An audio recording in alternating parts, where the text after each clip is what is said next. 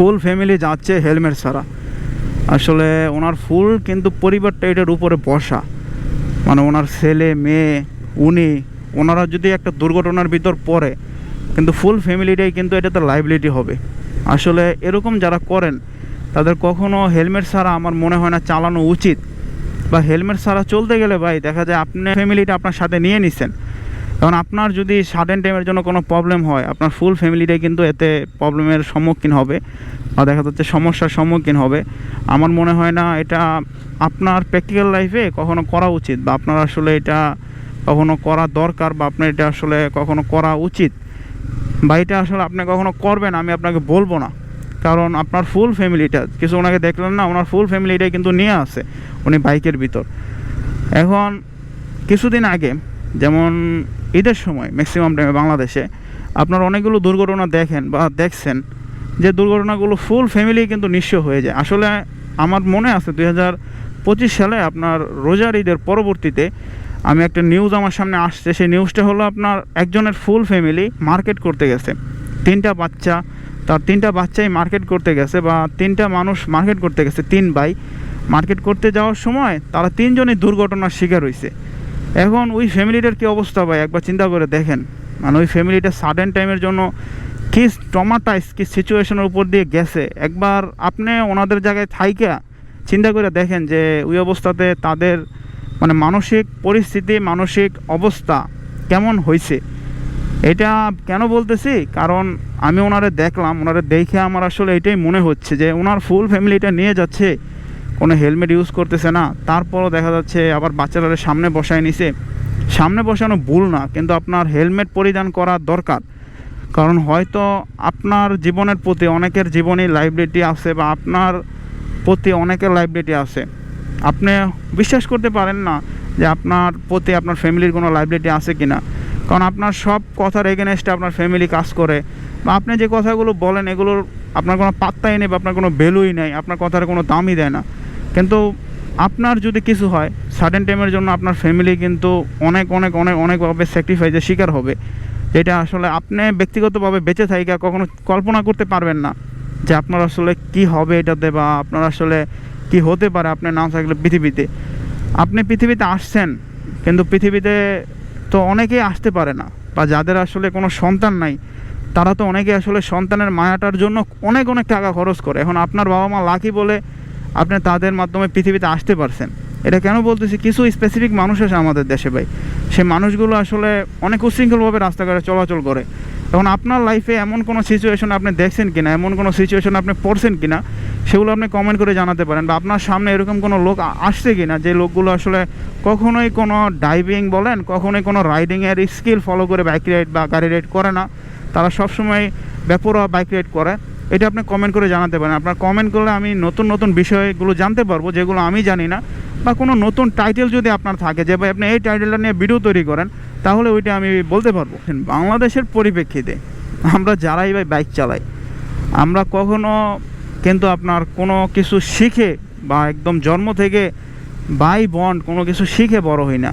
বা আমাদের দেশে বাইক, গাড়ি, ট্রাক, বাস কখনোই আপনার কোনো কিছু লিমিট থাকে না। দেখা যাচ্ছে লাইসেন্সের ক্ষেত্রেও হের মামা, হের বন্ধু, এর ওস্তাদ, এর ছাত্র, এই গেছে তুমি লাইসেন্সটা দিয়ে দাও, এই আমার একটা স্টুডেন্ট গেছে বা আমার একটা তদবির গেছে লাইসেন্সটা দিয়ে দাও। এটা আমার নিজের ক্ষেত্রে হয়েছে। লাইসেন্স যখন নিছি আমি অনেক ভালো পরীক্ষা দিছি, তারপরও আমার লাইসেন্স ফেল করাই দিছিল। পরবর্তীতে আমি অনেক আপসেটের ভিতর ছিলাম, আমার ফ্রেন্ড সার্কেল একটা আসলে দরবেশ দইরা পরবর্তীতে পাশ করাই দিছে। এটা আমার ক্ষেত্রে হয়েছে। তো আমার ক্ষেত্রে যেহেতু হয়েছে আমি বলতে পারি বাংলাদেশের প্রতিটা মানুষ এটা আসলে ভুক্তভোগী। হয়তো বাংলাদেশের সাডেন টাইমের জন্য 5 আগস্টের পরে কিছুটা এরকম প্রবলেম ছিল না, কিন্তু এরপর আবার যেই লাউ সেই কদুই হয়ে গেছে।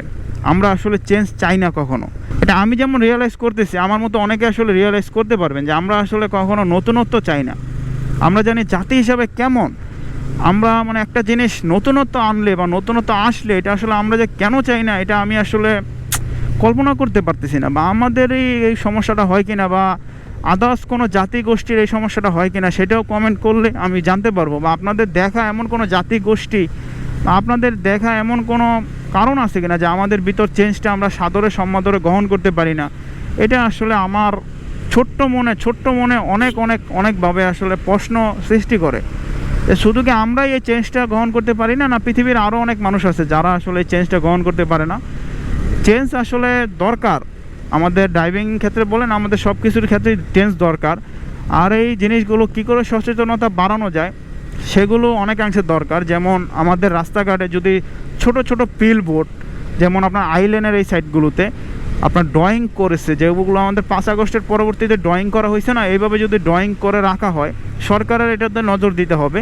যদি ড্রয়িং করে রাখা হয় যে আপনি অবশ্যই হেলমেট ব্যবহার করবেন, আপনার উপর আপনার পরিবার দায়বদ্ধ, বা আপনি অবশ্যই কারো না কারো যে দায়বদ্ধ থাকতে হবে, আপনাকে অবশ্যই বেঁচে থাকতে হবে, এমন অনেক কথা যদি আমাদের উক্তি লিখে রাখা হয়, হয়তো যে ব্যক্তিটা সাডেন টাইমের জন্য উশৃঙ্খলভাবে বাইক রাইড করে সে হয়তো তার ওই কাজটা আর করবে না, কারণ সে চিন্তা করবে যে আমার জন্য তো অনেকে বসে আছে, বা আমি তো যে উক্তিটা দেখছি এই উক্তিটা আমার ক্ষেত্রে হতে পারে, যে দুর্ঘটনা কখনো কাম্য না, বা একটি দুর্ঘটনা সারা জীবনের কান্না, এমন অনেক উক্তি আসলে রাস্তার পাশে লিখে রাখলে, বিশেষ করে হাই রোডে রেখে রাখলে অনেক ড্রাইভাররা আসলে দেখে আপনার দেখা যাচ্ছে চোখের শান্তি হতে পারে, মনের শান্তি হতে পারে। অনেকে বলতে পারেন এগুলোতে কোনো সমাধান হবে। এখন ভাই আমি যতটুকু বুঝি বা আমি যতটুকু বুঝতেছি, কোনো না কোনো কিছু তো হবে, না হলে তো মানুষ একবারে আপনার পাগল হয় না। এই যে মানুষ অযথাই উক্তিগুলো লিখে রাখে বিভিন্ন দেশে, আমি অনেক দেশে দেখছি আপনার সেফ ড্রাইভিং অনেক উক্তি আসলে লেখা থাকে, যেগুলো আমাদের দেশে কখনো ল অ্যান্ড অর্ডারে মেনটেন করা হয় না, বা আমাদের দেশে আসলে কখনো এগুলো মেনটেনেবল না। কারণ আমাদের দেশে ভাই অনেক বিচিত্র প্রকার মানুষই বসবাস করে। আমি প্রতি ভিডিওতে বলি, এটা অনেকের কাছে ভালো লাগে না। অনেকে বলে ভাই আপনি তাহলে বাংলাদেশে থাকেন কেন?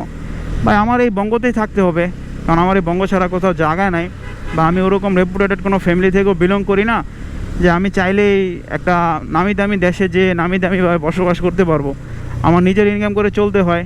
সো আল্লাহ তাআলা যদি কোনো দিন আমার ভাগ্যে রাখে যে আমি এই জায়গায় যেতে পারবো, অবশ্যই আমি যেতে পারবো। আর যদি আমার ভাগ্যে না রাখে তাহলে অবশ্যই আমি যেতে পারবো না।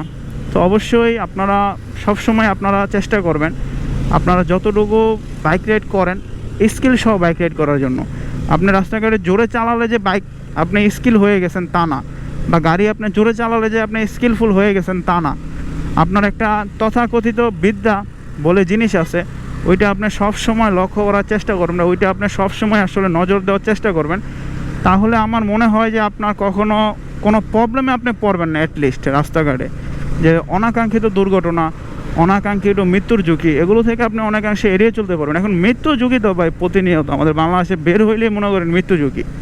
এই যে দেখেন ফ্লাইওভারের উপর অটো উঠে গেছে, এগুলো আসলে কোনো ট্যাক্স নাই, কিছু না, বা কোনো কিছুর মাধ্যমে আসলে এগুলো দিচ্ছে না, তারপরও তারা এরকম রাস্তার ভিতরে উঠে যায়। এগুলো আসলে কতটুকু মানে আমাদের গভর্নমেন্ট মনিটর করে, এটা আমার ছোট্ট মনে অনেক কোশ্চেন, বা আমার ছোট্ট মনে অনেক প্রশ্ন। এই কারণে বলা চলে যে অবশ্যই যে যার স্থান থেকে সচেতন হন ভাই, কারণ আমাদের মতো দেশে কেউ আইসে আপনারা আমরা সচেতন করবে এটা আশা করাটাও বোকামি, বা এটা আশা করাও যায় না। অবশ্যই আপনি আপনার জায়গা থেকে সচেতন 100% হলে, আপনি যদি ভালো থাকেন আপনার মনে রাখতে হবে পৃথিবীর সবাই ভালো। এখন আপনি খারাপ থাকলে মনে রাখতে হবে পৃথিবীর সবাই খারাপ। আপনার সব ক্ষেত্রে আপনার নিজেকে ডেভেলপ করতে হবে, কারণ আমাদের মতো দেশে কেউ আপনাকে ডেভেলপ করে দিবে না, বা আমাদের মতো দেশে কখনো আপনার কেউ বলবে না এই তোর এই কাজটা ভালো হচ্ছে না, তো এই কাজটা আরও আপডেট করতে পারোস, বা তুই এই কাজটা আরও ভালো করতে পারোস। কারণ আমাদের দেশে কিছু মানুষ আসলে কিছু স্পেসিফিকেশন জিনিস আমার কাছে ব্যক্তিগতভাবে অনেক খারাপ লাগে। কারণ আপনার কাছে কেমন লাগে আপনি সেটা কমেন্ট করে জানাতে পারেন, বা আপনার কাছে কেমন লাগে সেটা আপনি কমেন্ট করলে আমি বুঝতে পারবো। এখন আসেন ভাই, অনেকে লাইক কমেন্ট শেয়ার করেন না রে ভাই, এটা কইরেন, করতে কোনো টাকা পয়সা খরচ হয় না। অ্যাটলিস্ট লাইক আর কমেন্টটা করেন, এগুলো করতে তো প্যারা নাই, একটা কিছু লিখে দিন নাইস টাইস বা কোনো কিছু দিয়ে দিন ইমোজি টিমোজি, তাইলে আমি ওই বুঝতে পারবো।